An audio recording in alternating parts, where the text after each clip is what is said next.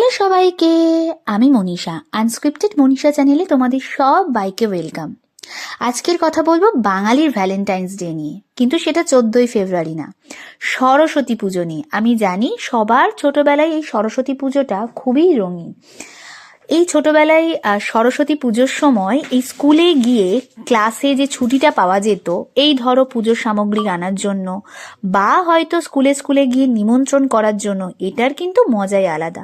তবে আমি কিন্তু এসবের জন্য খুব একটা অংশীদার হতে পারিনি, কারণ আমার এগুলোর সাথে কোনো অতটাও কানেকশন ছিল না। কারণ ছোটবেলা থেকে আমার বাড়িতে সরস্বতী পুজো হতো, আর স্কুলের এইসবের কাজে খুব একটা আমি অংশগ্রহণ করিও নি। যাই হোক, এছাড়া মামার বাড়ি, মাসির বাড়ি, সমস্ত কিছুতে কিন্তু সরস্বতী পুজোয় আলাদাই মজা করেছি। আর একটা জিনিস, অঙ্কের বইয়ের থেকে বেশ কিছুদিনের জন্য কিন্তু রেহাই পাওয়া যেত। ওই যে ঠাকুরের সামনে অঙ্কের বই দিয়ে রাখতাম, আর স্যারদেরকে বলতে পারতাম যে এখনো কিন্তু ঠাকুরমশাই বলেনি বইটা নেওয়ার জন্য।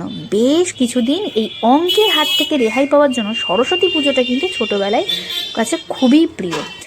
এছাড়াও শাড়ি পরার যে আনন্দ, সেটা দুর্গাপুজোয় যতই তুমি অষ্টমীর অঞ্জলি দেওয়ার জন্য শাড়ি পরো না কেন, এই সরস্বতী পুজোর সময় সকাল সকাল স্নান করে হলুদ শাড়ি পরার কিন্তু মজাই আলাদা।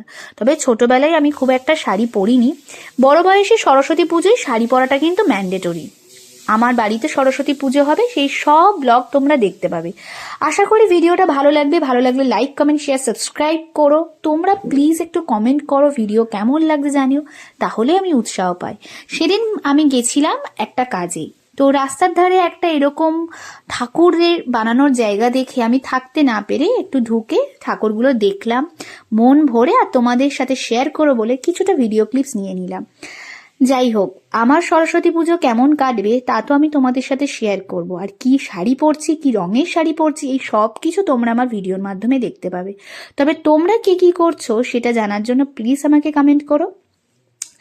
যাই হোক, তোমরা সরস্বতী পুজোতে ছোটবেলাটা কেমন করে কাটিয়েছো সেটা কিন্তু জানাতে ভুলো না।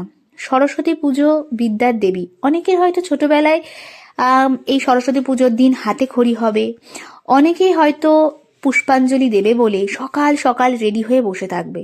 ছোট থেকে বড় সবার কাছে সরস্বতী পুজোটা কিন্তু একটা নস্টালজিক ফিলিং এনে দেয়।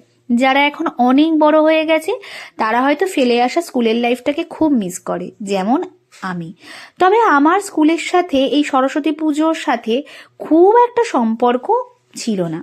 যাই হোক, তোমরা তোমাদের স্কুল লাইফে সরস্বতী পুজোটা কিভাবে কাটিয়েছো সেটা কিন্তু জানিও। আবার অনেকের কাছে এটা একটা প্রেমের দিন। যাই হোক, কেমন লাগলো